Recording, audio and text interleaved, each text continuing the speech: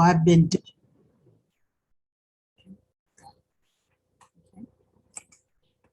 actually in this role since 2009, working strictly with veterans. I actually came from the financial aid. I was a financial aid coordinator, and then I went to career services. So that's what I've been until they actually just created a veteran services here on campus. So that's what it is that I do. If you would like, introduce yourself and what it is that you actually teach while you're here. John, if you can.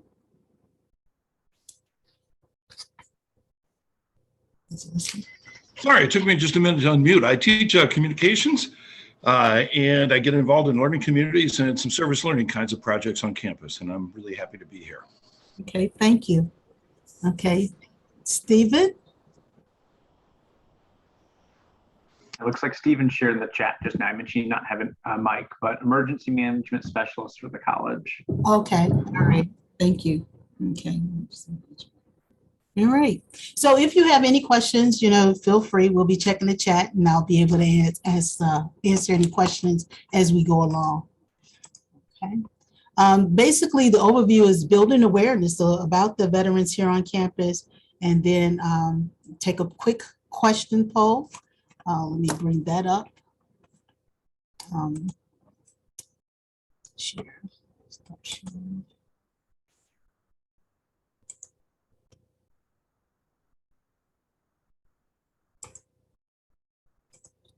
So in the quick, these are the questions. So the first one is, I believe all veterans struggle with adjustment process once they return home. True or false? Number 2, Anita Nelson is the current VA certifying official here at ECC. True or false? 3, ECC has assigned an academic advisor for our student veterans. True or false? Bonus, name the academic advisor for the veterans. Number 4, ECC has a Veterans Resource Center, VRC, on the main campus. True or false? And ECC is a veteran-friendly college campus. True or false? So in number 1, do you think that's true or false? I think that's false. Okay. False is correct, because the word all is what makes it a false statement.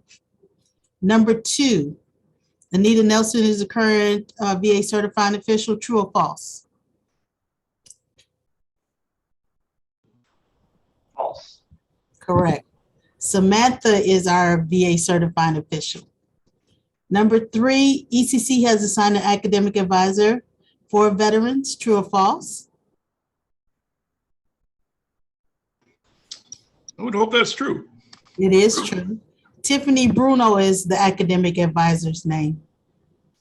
Number 4, ECC has a Veterans Resource Center on main campus. True or false? I think that's true. That is true. And it's in building F, room F201. ECC is a veteran-friendly college campus. True or false? That is absolutely true. It is. It's on all the main boards around here. We have actually been winning the award since 2012. The only time we didn't win the award was in 2017 when they changed the metrics on community colleges. They only wanted to give it to 4-year schools, and after all the community colleges started sending emails to them, they changed it so that way we can actually qualify as well. So thank you all for that. Okay. Let's see. Let's go back to the PowerPoint. Okay.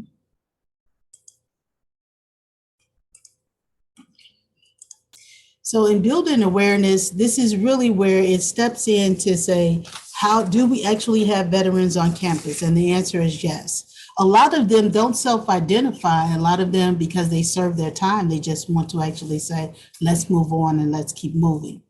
But in doing that, keep in mind the transition from a regiment lifestyle, typically in the military, into one that focuses on independent thinking, personal development, creativity, can be challenging for student veterans.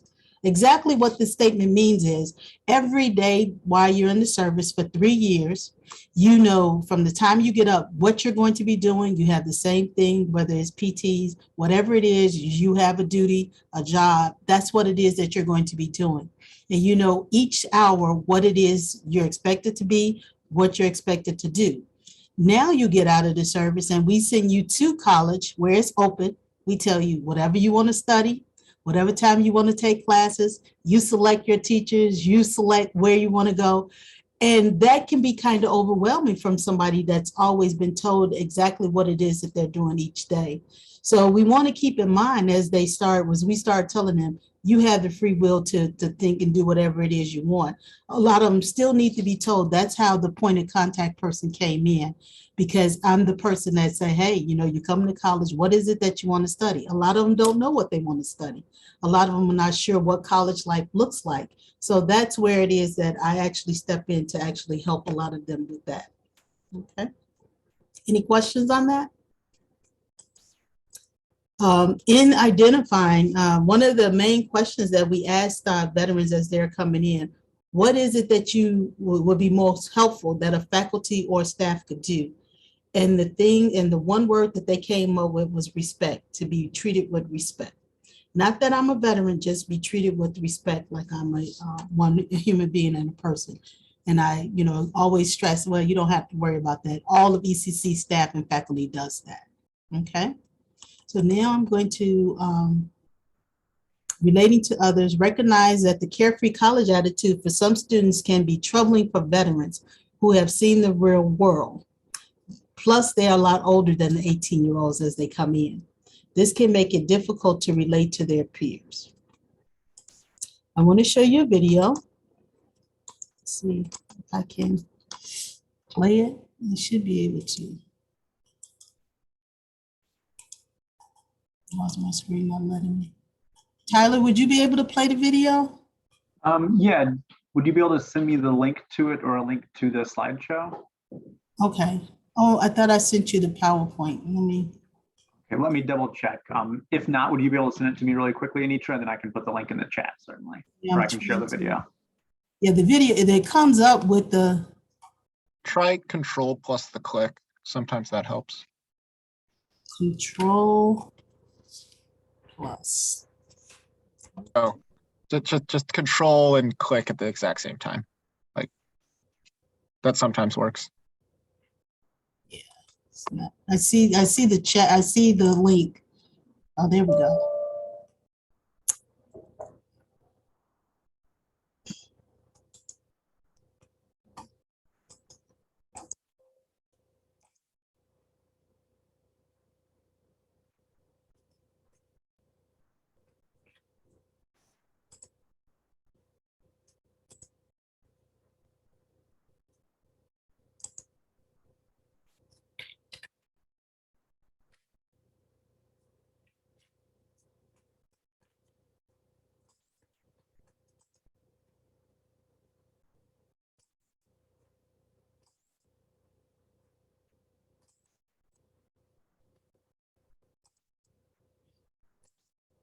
Okay, Tyler, I just sent you the PowerPoint, so you should be able to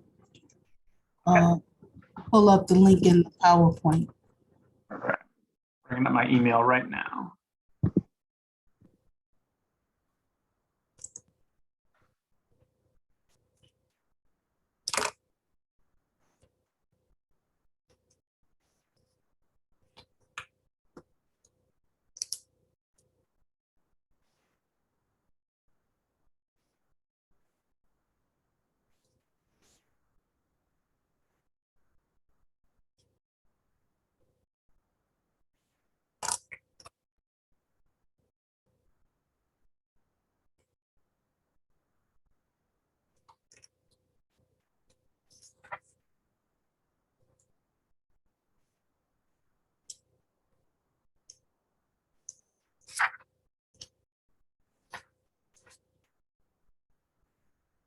Okay, I'm gonna start sharing screen. I'll bring up the video right now to play. Okay.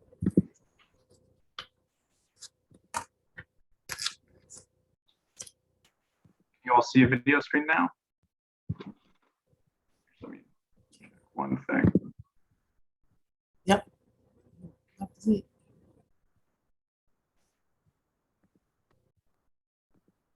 kind of going back to school. You're going to be that old guy in class, and like it's going to be uncomfortable. I was like, oh my God, I don't think I'm gonna be able to do this. I'm the oldest person in school, which I wasn't, but I just didn't think I had the confidence to do it and finish the school. I found that with me getting back from deployments, getting out of the military so quickly, I didn't want to be in a classroom setting with other kids who were younger. I felt very out of place. Like, you know, I'm in a college environment, I'm working with kids that are my age, but still feeling like, you know, they're perceiving me as being this very hard military girl, and I was trying so hard to get out of that, and I couldn't, no matter what I did. All of a sudden, I'm just like a community college student instead of a submariner.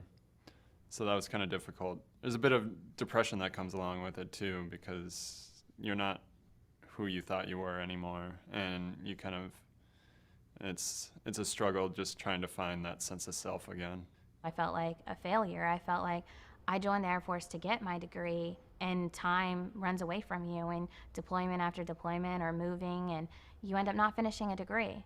So I felt less than. I just became very, very, very overwhelmed very quickly. I was becoming almost depressive, you know, sleeping to avoid class. And it just got to the point where, you know, I'm like, if I fail this, I can't get my classes paid for by the VA. So I eventually sought help through my school because I thought there was more issues than just me transitioning. I've just started doing therapy through school. I like to think of that time as something where I can just express all of my thoughts vocally, even the thoughts like you're kind of afraid to tell somebody. At first, it was just try to bring out issues that could have been, you know, the trigger to why I'm having issues. A lot of things that we do is just coping mechanisms, you know, trying to normalize things that may have happened in the military that seem a little abrasive, like the extreme time schedule, stuff like that, and try to either implement it in your life or take it out completely so you can be functional. If it's a bad day or the things aren't going the way I want to go that day,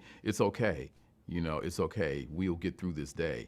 Definitely at times it's like very stressful, but in the end it's very, very rewarding, and I feel like I kind of got that sense of challenge back. It makes it much easier to be able to talk to people about what I was and not just come up to them and be like, oh, I was in the military, you know, like kind of reformulating your identity again, which has definitely helped through therapy. So the interpersonal relationships have definitely strengthened. Having a military division in a school, I would encourage any veteran to make sure, get a hold of their military division and talk to them, because they know what direction to lead you, and they knew the questions already that I would ask. They truly helped. To 9 classes later, I finished my bachelor's degree, and now I'm actually starting my RN program. So I'm very excited. And here I am into my 3rd year, and I make the dean's list. It was just like, I can't believe this. I could almost cry because I never thought I was smart enough. I just never had that much confidence in myself. I didn't think I could do it, you know, but it's being done, and it's amazing. Okay, thank you. So as you can see, the video, that was one that was actually put on by the VA when they talked to veterans coming to school.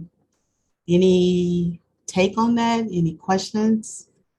Any thoughts?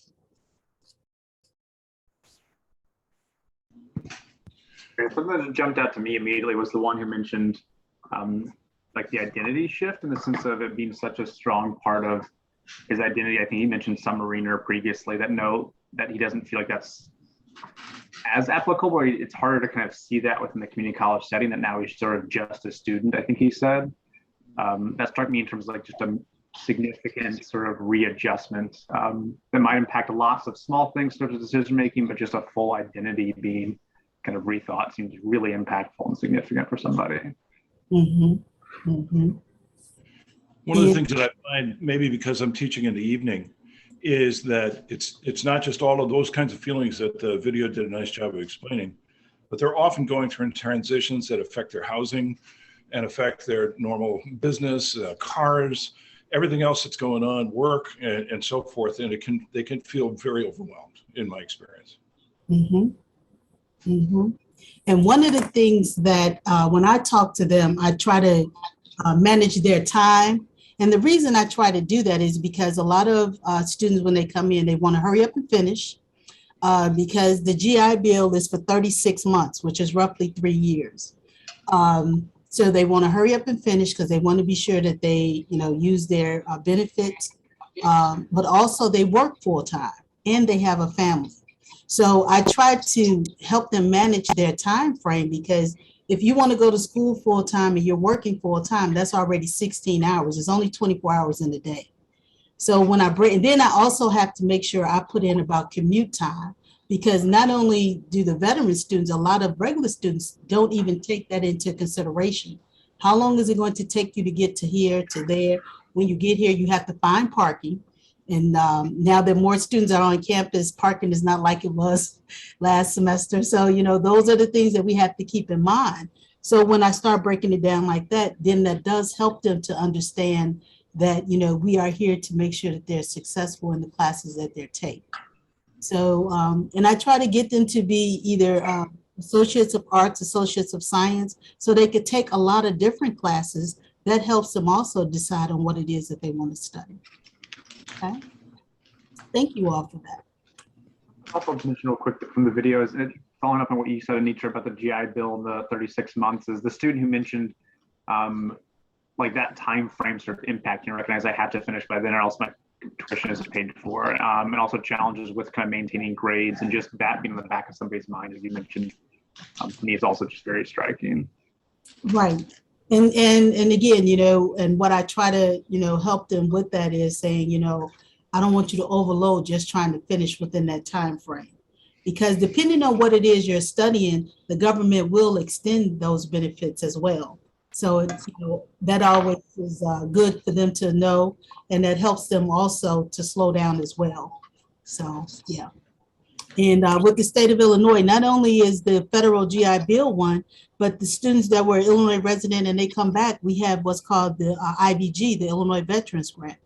So it pays tuition only. It doesn't cover any books and it doesn't cover any fees, but at least that helps them as well. So some students, will use their benefits like one semester here, and then they'll use the IVG for the next one, and then they'll work because they want to save it when they go to the 4-year school for their bachelor's degree.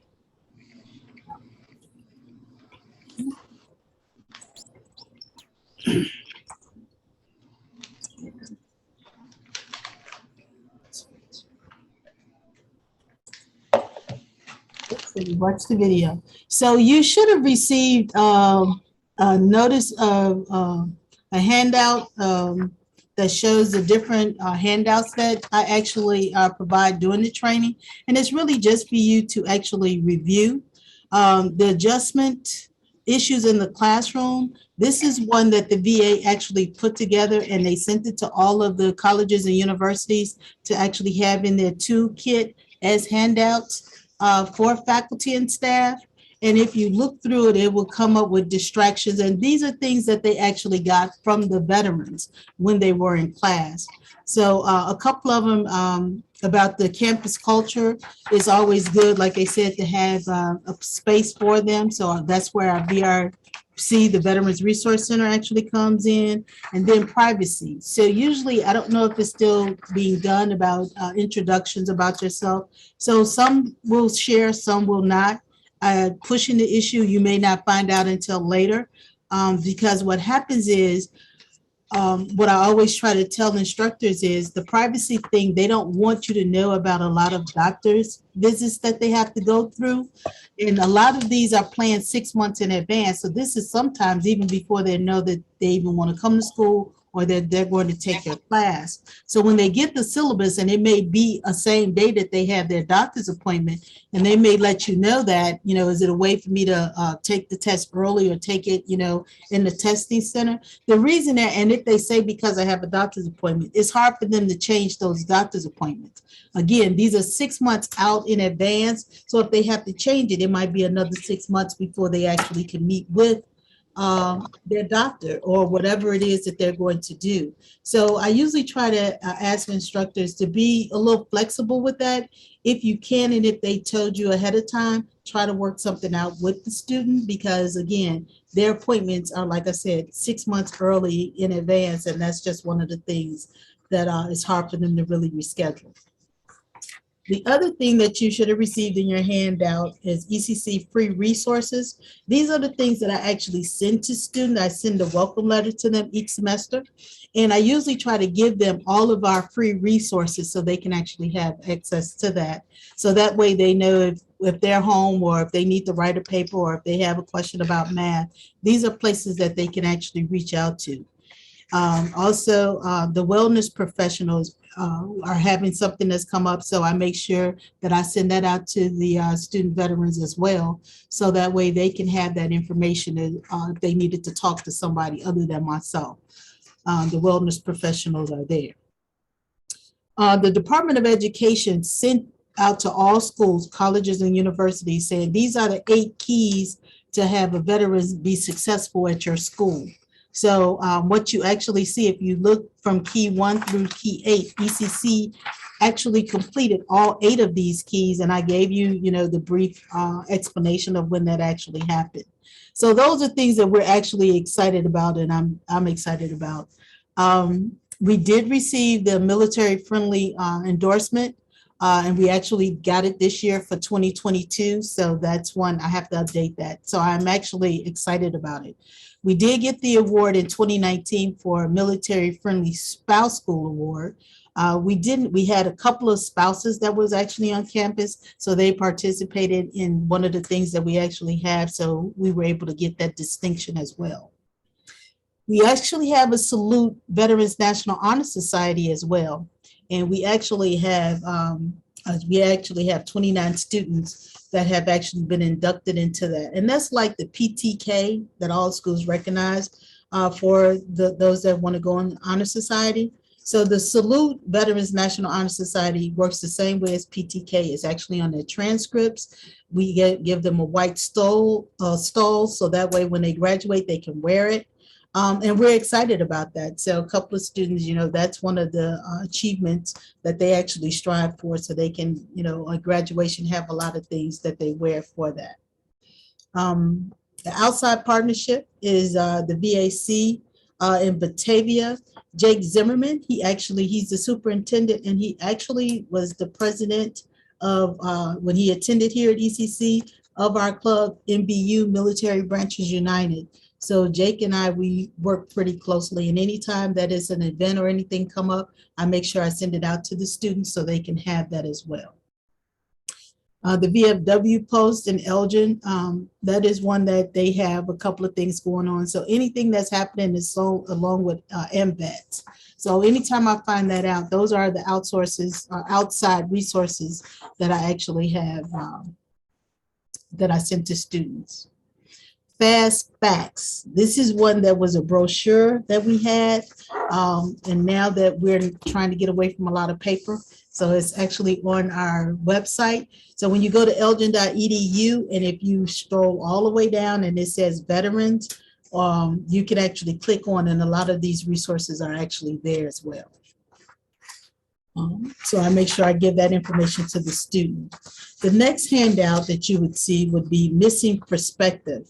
This is one that Syracuse University actually did a study on for their veteran population, and to get more information on that. So the graphic, as you can see when you look at it, is pretty colorful. It's one that actually gives you a lot of information. So in the middle where it says higher education, right in here.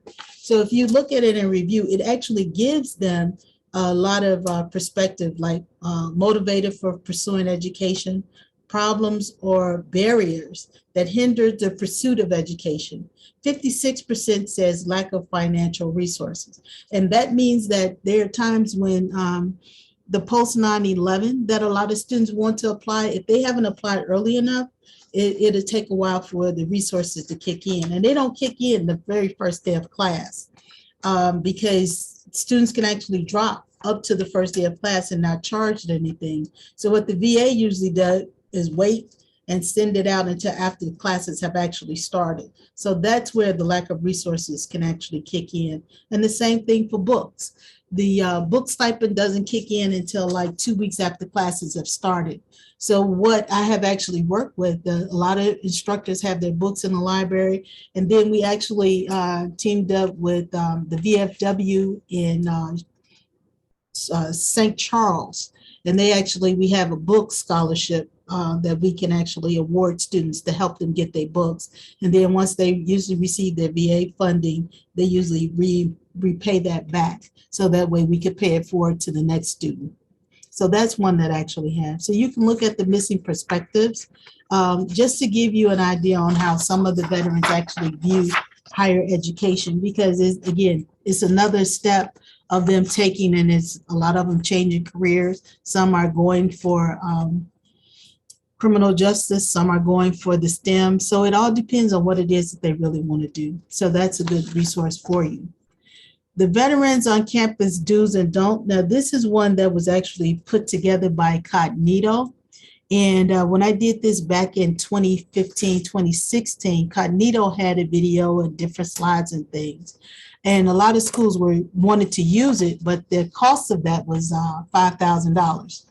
Dr. Sam, when I asked him about purchasing it, he said, well, is it one-time purchase? And then, of course, when I went to Cognito, they said, no, you have to purchase it every year. Dr. Sam said, absolutely not. Come up with your own. So in the midst, I had to be creative and come up with PowerPoints. And then the VA came in and started putting the videos together that you actually saw when they talked to student veterans, because what the schools were saying, $5,000 was a high price tag and we couldn't afford it. But they did come up with this handout of Veterans on Campus, and they came up with the do's and don'ts. And so one of the don'ts that in the middle of it that they said, when talking to student veterans about their service, the do, ask open-ended questions, keep an open mind about what they have learned about the world. The don'ts, don't ask specific questions like, did you see any suicide bombers? That may be a pressure to them to talk about that topic, and it may be uncomfortable. Don't ask if they've lost a friend or killed anyone. Don't ask personal questions about their mental health, like, do you have PST? And the reason a lot of them say PSTD, what they're trying to do is remove the D. There is a bill that's currently in Congress for them to remove the D off of that, so it's not a statistic and a label for that. So that's one that's going through. Don't make assumptions about how easy or difficult their deployment was. Don't assume that they were in combat. Don't act as if you know more about the military or conflicts overseas than they do. So this is a good one for you to actually look through and read and just see. But that's just one that I always like to point out, because that's just one that gives them, when talking with students about their veterans and their concerns. So that's really a valid point that you want to keep in mind when you are actually talking with the student veteran. Any questions?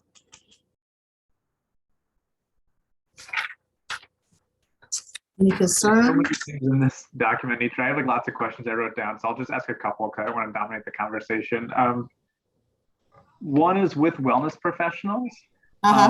Is there a wellness professional who is specific to student veterans in the same way that like they have like one advisor who does all the veterans? Is there one wellness professional for all veterans? Is there a reason to or not to do that?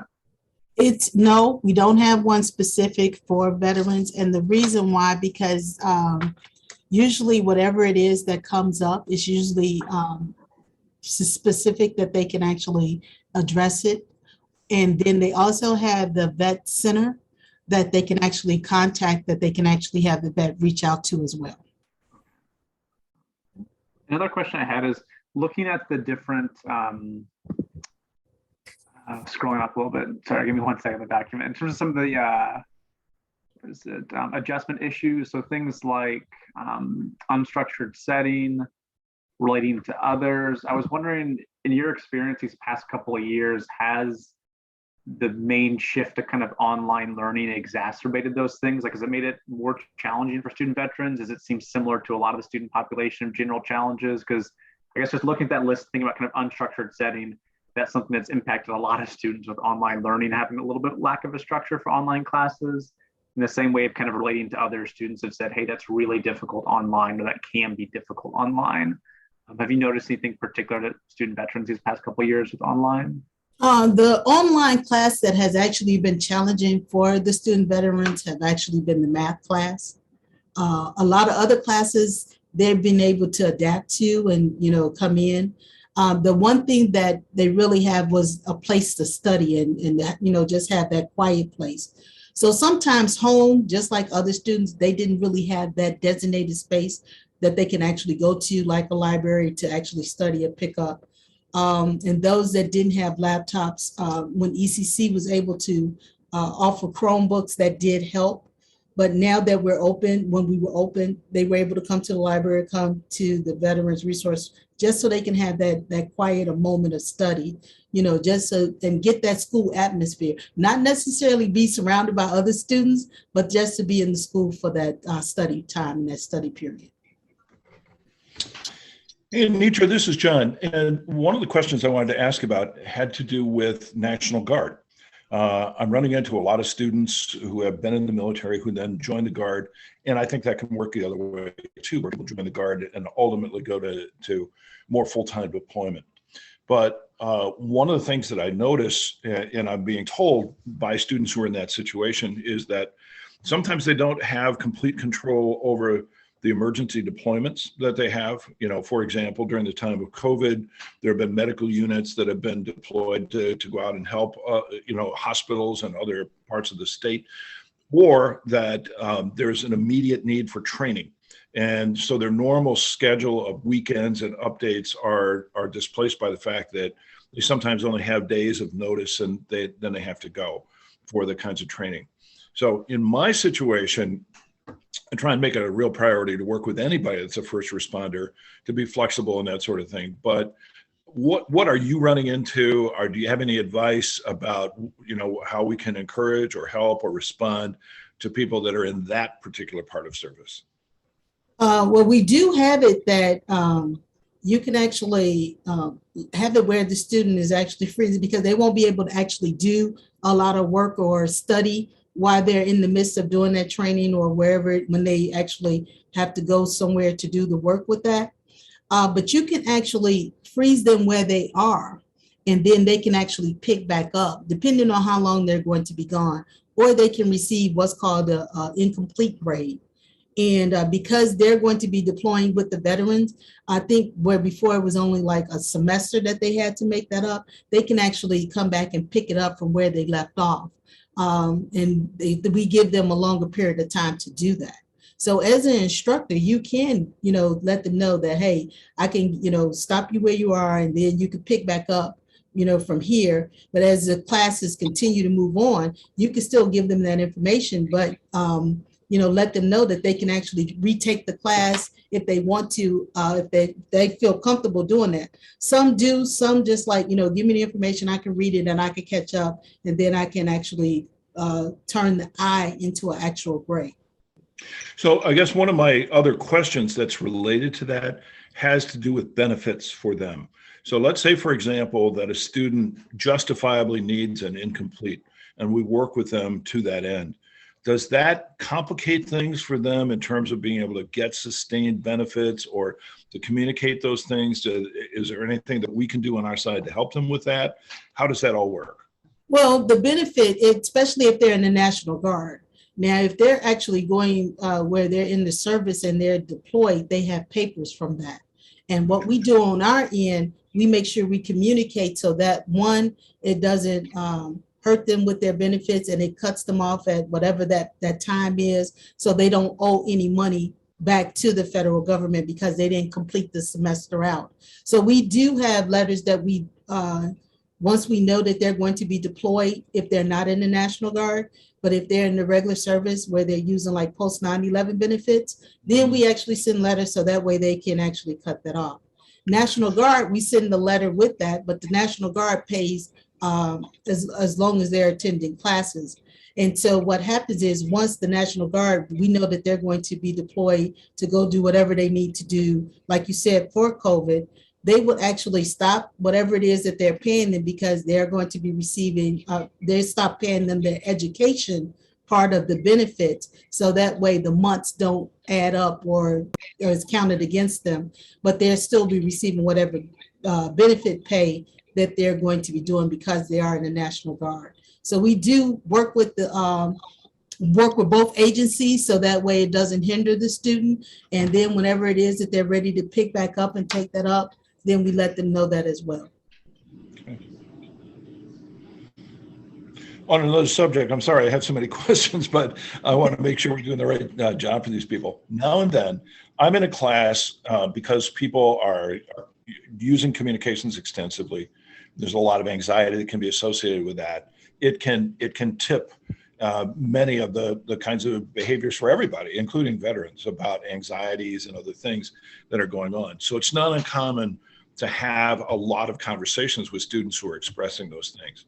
One of the things that I hear periodically is that the support that they feel that they're getting, particularly for behavioral health with Veterans Administration support, is not all that they want it to be.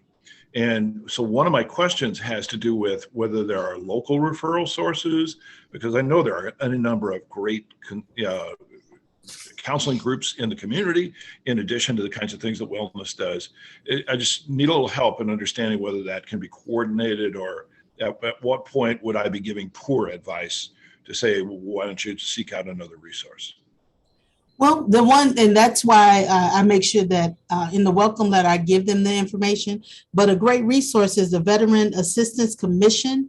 And that's the one that Jake Zimmerman, he's the superintendent, and it's in Geneva. Okay. And that is one that I actually give all of them his name and his phone number so they can reach out to him. Because again, as a student attending Elgin Community College, he gets it and he understands it. And he's the one that actually has a lot of resources that where once they contact him, he can actually start branching them out in different places. Great. That's really helpful. Thank you. You're welcome. Anitra, there's a question in the chat as well. Okay. You want me to read it for you? You're able to access the chat at the moment? Yes. What does it say? What's the question? Okay, yeah. So Dr. Dahan, Latasha writes, I have a student who is currently deployed in my online class. This is my first time with a student identified as being currently deployed. I plan to employ flexibility as needed. Should I provide her with information about ECC's veteran services? Or is there a way that students are automatically contacted if they are currently deployed or non-deployed vets? Yes, you can give her my information more than having that information more than once. Usually what happens is we get the name, I get the name of all veteran students that are using benefits from Samantha. And then after the 10-day of school is in session, then we get a report, and all of those are for those that have self-identified themselves as veterans. So then what I do is send a welcome letter out. So because ECC was delayed a week, the welcome letter went out a week late, but they do have my information. But yes, follow up with the student with that, and yes, continue to give the information like you would in class because it is online. So maybe the student has downtime in the evening where they can actually review that and try to keep up with the service. But yeah, if they've been deployed, yeah, that's one of the things that we already have, and it should be okay with anything that we did on our end, especially if they sent us information and let us know that they were actually being deployed.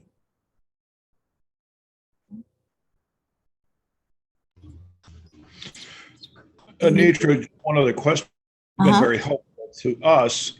What would you advise us as instructors to do to be helpful to you? Anything that we can be doing to support your cause? Just let them know that I am here. I'm only work from home on Thursdays, but I'm here every all the rest of the week. And the Veterans Resource Room, like I said, the Veterans Resource Center in F201 is open to them. So that's where they meet other veterans, and that's where, a lot of conversation happens. And usually when I'm in there, we have conversations and they have questions about different things. So yeah, just let them know that I'm here. And my office is also I'm in F207. So they can actually come to the office or they can go to the Veterans Resource Room. And that's just, just to pick up to let them know this is, a space for you here at ECC. Got it. Thank you. You're welcome. An additional question in the chat too is, do students who qualify for the GI Bill work directly with financial aid? Yes, a lot of them do.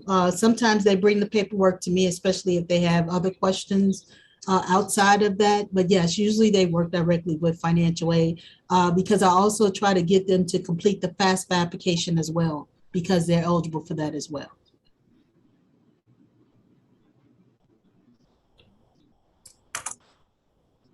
Any other questions? Yeah, I was, so from my side of things, worried more on the, how do we, support veterans, if significant event happen on campus and any special concerns or things that, from our planning perspective for, loss of a building or something like that, that might be unique to the veteran population. No, not really, not just for the veteran population. I think as we start looking at it as a student overall, all students, I think that actually helps making sure that the doors for the handicap, make sure that they actually work. Because sometimes when they hit it, it doesn't work. And, that's like, let me help you with the door. So, we want to just be sure that all students are kept in mind. We don't want to just look at what does the veteran student need.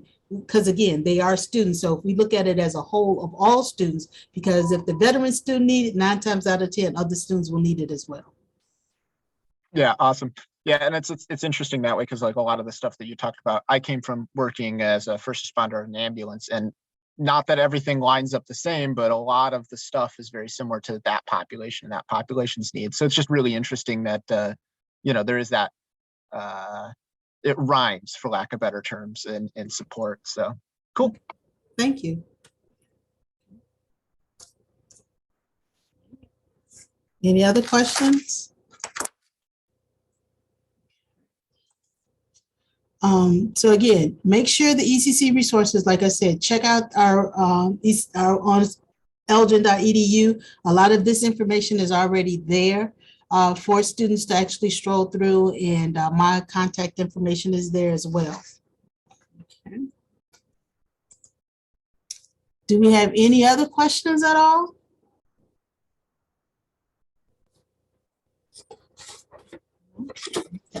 Nothing comes to mind, Anitra, but we know where to find you. Yes, I am in F207.07, Building F. And so is the Veterans Resource. So yes, that's where you can find me.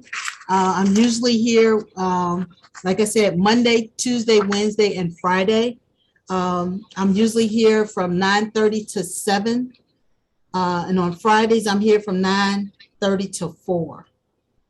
So I'm usually here in the evenings, to make sure the room is okay. And then there's a lot of time, at 8 o'clock, I, get a phone call and I try to address it at that point. Thursday, my hours are from 8 to 5:30. So that's my early day. But yeah, other than that, I'm here. So yes, please have them actually reach out to me. So by you all attending, you will get this to actually place on your door, our veterans logo. So that way, if somebody walks past your door, they will be able to see that that you are as a friendly face, as a military connected ally, so they can stop in and ask you questions as well. I did have a long time ago asked instructors to actually just have a little blurb about the veterans that with my contact information. So if they have any questions, just in case if they're looking at the syllabus, if they didn't identify as a veteran, they can see that, then they can reach out to me. Because a lot of times when they reach out, I said, does your instructor know you're a veteran? No. You may want to tell them if you're going to do this, so they'll know. So it just won't come out of the blue. So it's just really just having that point of conversation. I got you in there, my dear. All right. I thank you all. If we have no further questions, be looking out. I'll be sending this